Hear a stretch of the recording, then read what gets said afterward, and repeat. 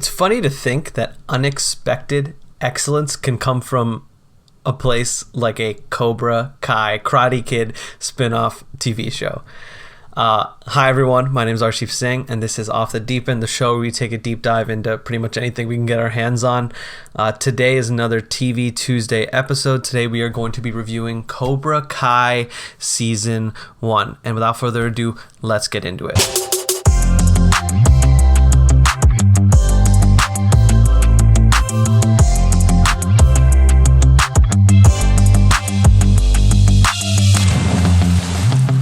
Okay, so Cobra Kai Season 1. Cobra Kai Season 1 is one of the most interesting shows I have ever watched. And it's not only because I fell in love with it. I think it was great. It came out in May 2018, and it took me by storm as soon as it came out. I was like, oh, I'm excited for this show. As soon as it came out, I was into it, and I got into it that summer, sort of a little later.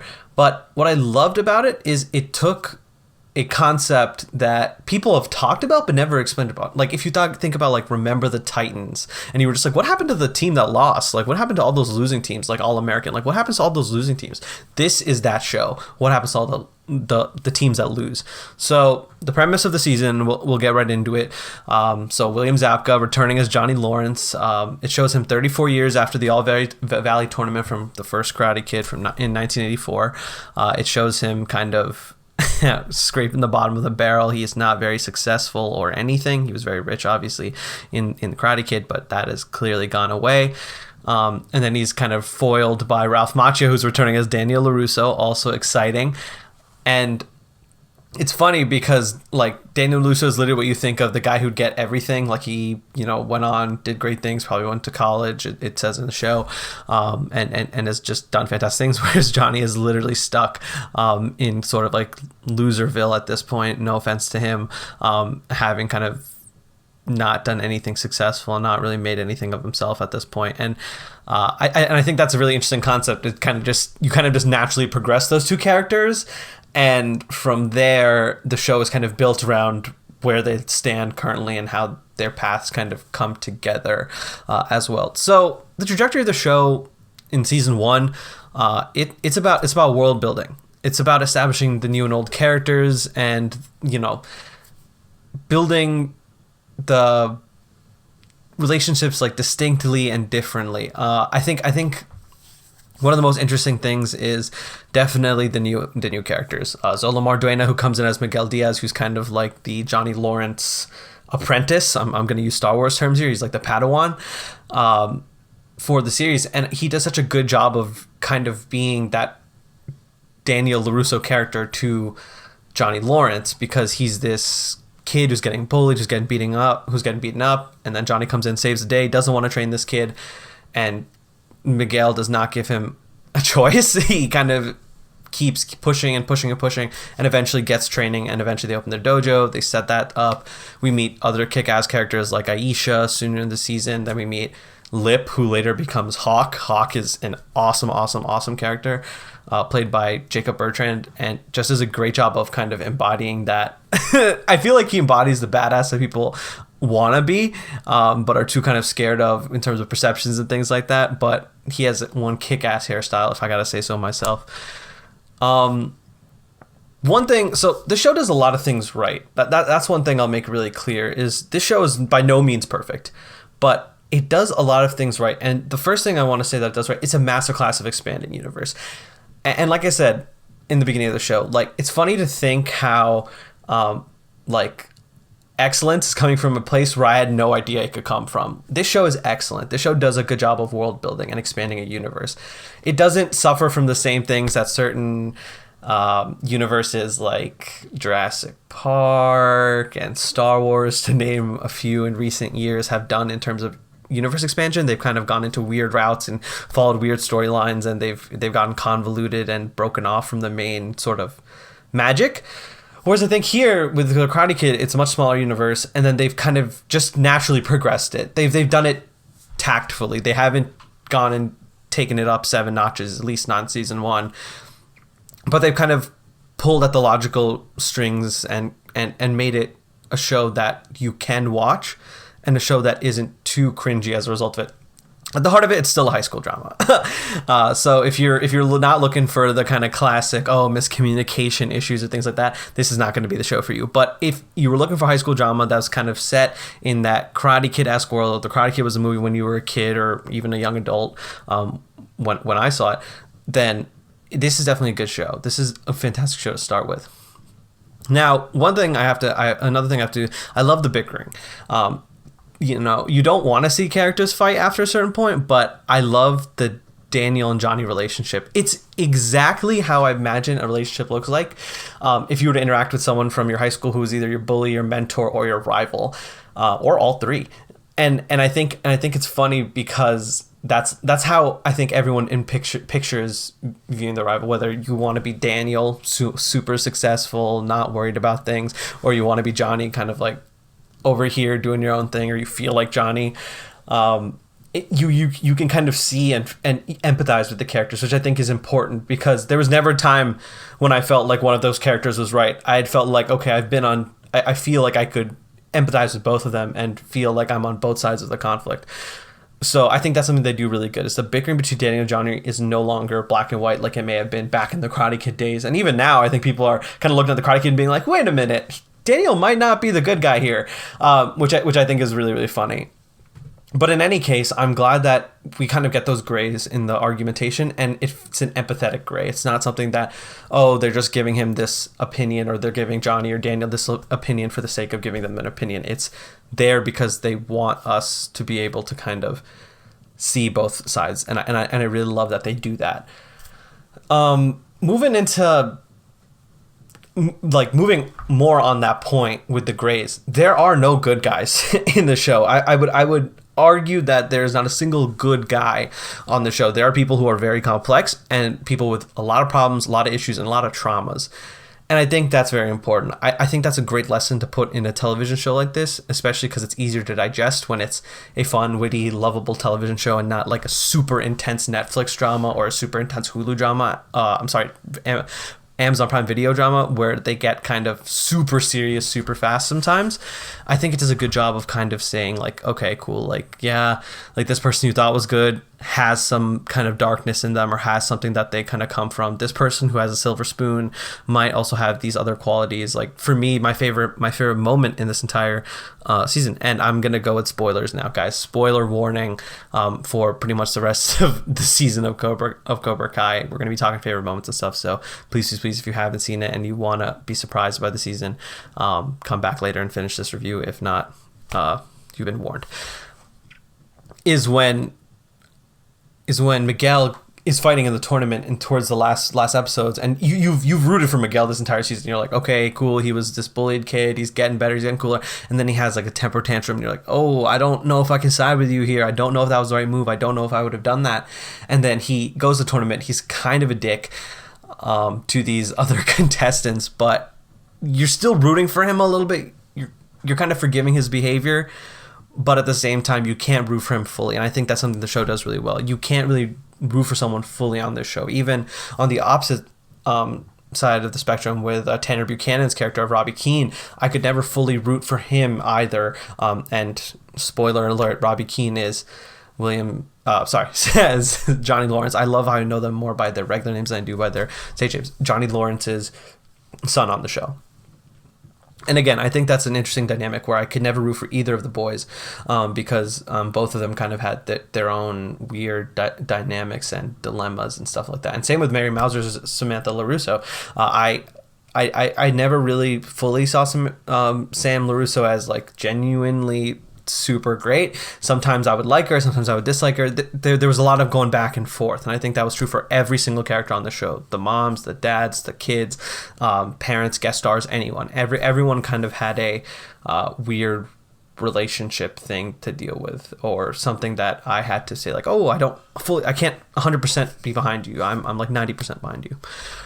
So moving from there, the last thing I liked, and we've talked about this a little bit, is the concept of where does a bully go? Where does a bully come from? I think that's an excellent question the show potentially attempts to answer, and it directly links to my favorite moment. So we'll get into that in a few. But the concept of a bully, I think, is something that's so unexplored on television shows sometimes. I think we've gotten great television shows on, where do tyrants come from? Where does dictatorship come from? Where does sociopathy and, I hope I'm saying it right, and psychopathy and all these other things come from? We got great shows like Mindhunter for that. We got great shows like Criminal Minds for that. But we never really get to understand, like, okay, like, where does a bully develop from? Like, a bully just isn't a bully, right? That no one is, I want to say, born evil. They're kind of pushed into, I won't even want to say evil, because even bullies are not necessarily always evil, but they're kind of pushed into this life. And what I love this show does is it explores that concept of where does a bully come from. They show us Johnny Lawrence's backstory, and I'm not gonna lie, I'm on Johnny's side sometimes when they show the backstory. I'm kind of like, what? Like, why are we giving so much hate to Johnny? Like, he comes from this, and same with Daniel. Going back to the old Karate Kid, origin. I mean, he was a poor kid from, I think, New Jersey, and like, to see him be like that, you feel for the character, because they have tragic backstories. They have tragic backgrounds, and I think that's something to really, really, really take into consideration. And I think that's something that the show does really well, is taking the concept of a bully and exploring where do they come from, and when does a person who's standing up to a bully go from fighting for themselves to becoming the very thing that they're trying to prevent. And I think that's something that's very, very explored in season 2, but gets a good start in season 1. It's kind of like, you're sowing the seeds and then you reap what you sow in the later seasons. It's the exact same thing that they're doing here. Now, the show is not perfect. I'd like to state that right now. The show is not perfect at all. For one thing, and this is going to be nitpicky just because I have to nitpick to get to the show, which is kind of sad. It hasn't really dealt with certain issues. Maybe it should, maybe it shouldn't. I know people like, television to be an escape thing away from certain problems and things that we see on television and news.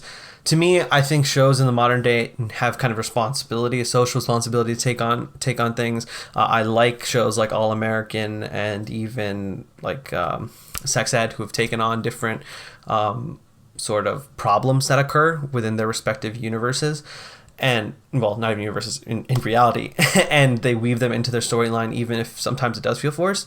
So that could be something that this show potentially kind of faces backlash for in the future. Again, as of 2018, maybe some certain movements weren't as strong, so they didn't feel a need to include them. But I hope that later seasons, and I'm filming this literally as season 3 is just dropped today, in January 1st, 2021. And I just hope that they take that into consideration and they backtrack it a little bit and maybe go, okay, we need to start being a little more sensitive to the fact that we're basing the show out of California, a very diverse population. We're making sure that we're not just making a show, as it stands currently, about 4 main white characters. 4 or 5 main white characters and then one Latin actor who's kind of their diversity pitch. So we, the show's got to make up for that, and that's just a season 1 issue. But maybe something to consider as we move down the line. Now, the second one I have may not be as nitpicky, but it's the Skywalker Syndrome, and I'm coining that term. Skywalker Syndrome is the very issue that I have with Star Wars, and it's the fact that this overarching Skywalker family is the entire plot of Cobra Kai, is the entire plot of Star Wars, and that's an issue I have with Cobra Kai. Now, I'm glad they have Zolo Marduena's Miguel Diaz in there. I'm glad they have Miguel in there because he kind of takes things away and he's like, okay, cool. Like, there are other people to be trained. There are other presences in the background. And I think that's great that Miguel is there in that capacity. Now, what I don't like is necessarily the inclusion of Robbie Keane and Samantha LaRusso as forces within this show, because what I don't want to happen is I don't want them to become the foreground for every single dilemma.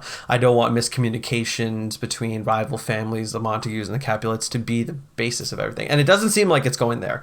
I will admit the conflicts have not been very Shakespearean in that way. But what I do want is for them to kind of move away from that. Like, Mr. Miyagi's son or family is not really a point of contention in the original Karate Kid films until later Karate Kid films. I think Karate Kid 3 is when they kind of go back to Okinawa and explore his roots and stuff like that, or the original roots of the karate that they study. But just with this, I want to make sure that they are aware that Skywalker Syndrome is present and that I don't want it to get worse or escalate into a place where everything is about the original LaRussos and the Lawrences and it doesn't have other dimensions and facets, because I like those dynamics of other people kind of mixed into the fray, because it makes for a more interesting story, just like how The Mandalorian has proved that you don't need to have the word Skywalker show up just to make the show a success. So I think those are two of my big things for the show. Now, lastly, we'll go into my favorite episode. My favorite episode this season had all my favorite moments in it, and that's episode 9. It is the buddy cop version of the show, where Johnny and Daniel are just friends and they go through and they live life together.